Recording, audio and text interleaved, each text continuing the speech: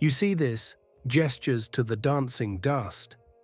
For the last 4 minutes, I've been watching these particles. Chaotic, aren't they? Utterly random, each speck moving without purpose, colliding, spinning, rising and falling according to no discernible pattern. Or so it seems. But here's what troubles me, and has troubled me for most of my 58 years on this peculiar planet. What if randomness isn't the absence of meaning, but rather a different kind of language altogether? What if chaos is simply order speaking in a dialect we haven't learned to understand? The ancient Greeks had a word, kairos. Not chronological time, but the right moment, the opportune instant. They understood something we've forgotten, that the universe doesn't move in straight lines. It moves in punchlines. Today, I want to tell you about the cosmic joke, about the divine comedy that's been playing out since the first atom decided to bump into another. And I want to suggest something that might sound absurd, that randomness, pure, undiluted chance, is the language God uses to tell jokes. And we, my friends, are both the audience and the punchline. Let me tell you a story. Prague, 1997. I was 33 years old, broke, and convinced I was on the verge of some great philosophical breakthrough.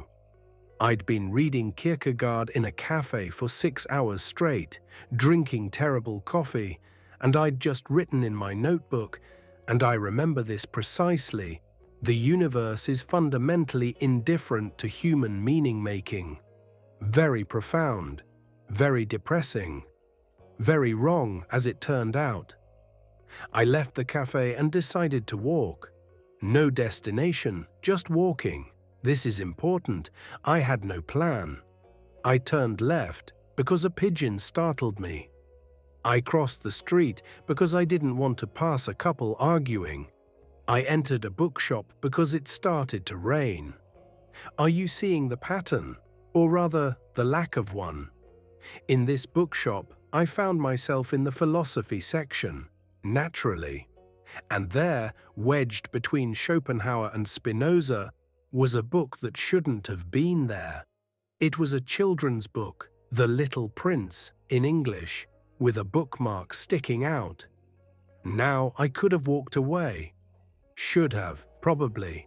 But something, call it curiosity, call it fate, call it the universe's sense of comedic timing, made me open it to the bookmarked page. The line read, "It is only with the heart that one can see rightly. What is essential is invisible to the eye." Sentimental, yes? Perhaps even trite. But here's where it gets interesting. The bookmark wasn't a bookmark at all. It was a photograph. And in that photograph was my sister. My sister whom I hadn't seen in 7 years, standing in front of that very bookshop, holding that very book. I stood there for 20 minutes, holding this photograph, this impossible artifact of coincidence. The shopkeeper eventually approached me. She spoke no English. I spoke no Czech. But through gestures, I managed to ask about the photo. She disappeared into the back and returned with a guest book. She pointed to an entry from 3 days earlier, my sister's name, her signature, and a note in English. Left this for whoever needs to find it. Now you tell me, what are the odds? What is the mathematical probability that a pigeon would startle me at precisely the right moment? That a couple would argue on precisely the right street corner? That rain would fall at precisely the right time? That a children's book would be misshelved in precisely the right location? That I would open it to precisely the right page? The statistician would say, astronomical. The rationalist would say, coincidence, nothing more. The mystic would say divine intervention. But I say something different. I say punchline. You see, we've been asking the wrong question about randomness. We ask, is it meaningful or meaningless? But that's a false binary, a trap of our own making. Consider the joke. A proper joke has structure, yes? Setup, misdirection, punchline. But the punchline only works because it's unexpected. It violates the pattern we thought we were following. The surprise is the point. The randomness is the mechanism of revelation. The universe, I propose, operates on the same principle. It's not that random events are meaningless. It's that their meaning is delivered through surprise, through the violation of our expectations, through the cosmic equivalent of a well-timed pratfall. Think about evolution, that grand blind watchmaker. Random mutations, they tell us, chance variations. But from this randomness emerges the eye, the wing, the human brain capable of contemplating its own existence. Is this meaningless? Or is this the universe's way of saying, watch this? The physicist will tell you about quantum indeterminacy, about particles that exist in superposition until observed, about effects that precede causes at the subatomic level. The universe, at its most fundamental level, is probabilistic. It doesn't deal in certainties, but in possibilities. And what is a joke but the collision of possibilities? What is laughter but our recognition that the world has zagged when we expected it to zig? I spent years after Prague trying to understand what happened. I read probability theory. I studied Jung's synchronicity. I even dabbled in quantum mysticism, which is mostly nonsense, but occasionally profound nonsense. And here's what I concluded. I was looking for the wrong kind of answer. I was trying to explain the joke instead of getting it. The point wasn't that the universe arranged that meeting through some grand design. The point was that I laughed. Standing in that bookshop, holding that impossible photograph, I laughed. Not a polite chuckle, but a deep belly laugh that made the shopkeeper look at me with concern. Because in that moment I got the joke. The universe had just spent an entire day setting me up. The pigeon, the arguing couple, the rain, the misshelved book, all to deliver a punchline that said, "You think the universe is indifferent? Watch this." Let me show you something. This coin, I'm going to flip it. Before I look at it, it's both heads and tails. Not in a quantum sense, I'm not that pretentious, but in a practical one. The future is genuinely open. The outcome is genuinely random. Heads. Now, was that meaningful? Did the universe just communicate something to me? The superstitious person might say yes. They might construct an entire narrative around this result. Heads means go forward, tails means retreat. But here's the deeper question. Is the meaning in the coin or in my response to it? We are meaning-making machines. We cannot help but construct narratives, find patterns, see faces in clouds and messages in tea leaves. This isn't a flaw.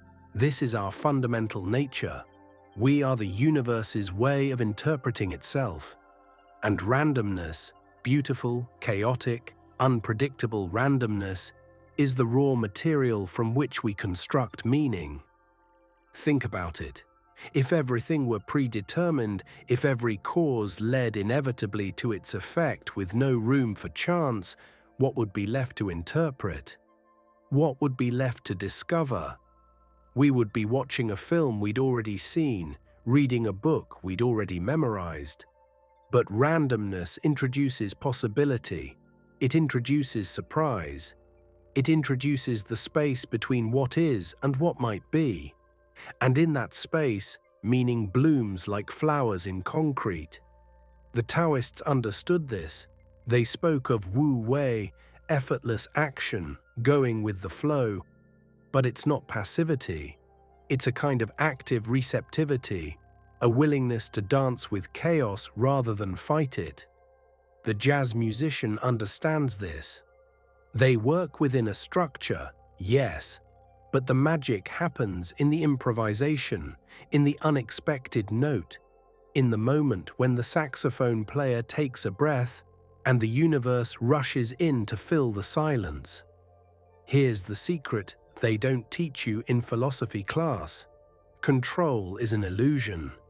Not because we're helpless, we're not, but because the universe is fundamentally improvisational. It's making itself up as it goes along, and we're part of that improvisation. And God, whatever that word means to you, whether it's a bearded man in the sky or the fundamental ground of being, or just the mysterious fact that there's something rather than nothing, God is the ultimate improviser. God doesn't write scripts. God does stand up. But here's where it gets really interesting. You know what makes us laugh? Recognition. We laugh when we suddenly see the connection we missed, when the pattern reveals itself, when the setup pays off in an unexpected way. Laughter is the sound of understanding arriving sideways. And this, I think, is why randomness feels so significant when it touches our lives. Not because it's actually meaningful in some cosmic sense, but because our recognition of it, our laughter at it, creates meaning. That moment in Prague, was it really random? In one sense, absolutely. Every element was contingent, unpredictable, dependent on 1,000 variables I couldn't control. But in another sense, it was inevitable. Because I was looking, because I was open, because I was ready to see the pattern even if there wasn't one. And maybe that's the real joke. Maybe the universe doesn't send us signs. Maybe we send ourselves signs, using the universe as a medium. Maybe randomness is just the canvas, and we're the artists, and the masterpiece is the meaning we create from chaos. But wait, before you dismiss this as solipsism, as the idea that we're just making everything up, consider this. What if both are true? What if the universe is genuinely random and genuinely meaningful? What if meaning isn't something that exists independently, waiting to be discovered, but something that emerges from the interaction between consciousness and chaos? Think about language. Words are arbitrary sounds. The connection between the sound tree and the actual plant is completely random, a historical accident. But does that make language meaningless? Of course not. Language is meaningful precisely because we agree to make it meaningful, because we participate in the creation of meaning together. Maybe the universe works the same way. Maybe randomness is the vocabulary, and we're all collaborating on the grammar, and the story we're telling is both fiction and truth, both invented and discovered. Maybe God tells jokes not to amuse himself, but to invite us into the creative process. The setup is random. The punchline is what we make of it. And the laughter is the moment when we realize we're not just the audience. We're the co-authors. So what do we do with this? How do we live in a universe that might be telling jokes? First, we lighten up. We stop demanding that everything makes sense according to our predetermined categories. We stop trying to force the universe into our narratives and start letting our narratives be shaped by the universe. Second, we pay attention, not in a paranoid way, not searching desperately for signs and portents, but with a kind of playful curiosity. We watch for the punchlines. We stay ready to laugh. Third, and this is the hardest part, we accept that sometimes the joke is on us. Sometimes we're not the clever observer, but the fool who slips on the banana peel. And that's okay. That's part of the comedy. You want to know the real secret? The one I learned in Prague and have been relearning every day since. It's this: the universe doesn't owe you meaning, but it offers you something better: the opportunity to create meaning, to participate in the grand improvisation, to be both the comedian and the audience member who gets the joke. Every coincidence is an invitation. Every random event is a prompt. Every moment of chaos is a chance to respond with creativity rather than fear, with laughter rather than despair. Look at these particles again. Still dancing, still chaotic. But now maybe you see them differently. Not as disorder, but as possibility. Not as meaningless, but as meaning in the making. The universe is telling a joke. The punchline is your life. And the only appropriate response is to laugh. Not because it's funny in a trivial sense, but because laughter is how we acknowledge the beautiful absurdity of existence itself. 3 days after Prague, I found my sister. We met in a cafe, a different cafe, but somehow the same. She told me she'd left the photograph on impulse, not knowing why, just feeling like she should. "Did you think I'd find it?" I asked her. She laughed. "No," she said, "but I thought someone would. And maybe that someone would need to find it." She was right. I needed to find it. Not because it changed my life in some dramatic way, but because it taught me to stop looking for certainty and start looking for punchlines. The universe is random. The universe is meaningful. These aren't contradictions. They're the setup and the payoff. And you, watching this right now, in whatever moment you find yourself, you're part of the joke too. The fact that you're here, that these words are reaching you through the chaos of the internet, through the randomness of algorithms and attention spans and the particular mood you're in right now, that's not an accident. Or rather, it is an accident, but it's a meaningful accident, a purposeful coincidence, a cosmic joke with you as the punchline. So laugh, not at the universe, but with it. Because randomness isn't the opposite of meaning. It's the language God uses to tell jokes, and the best jokes are the ones we tell together.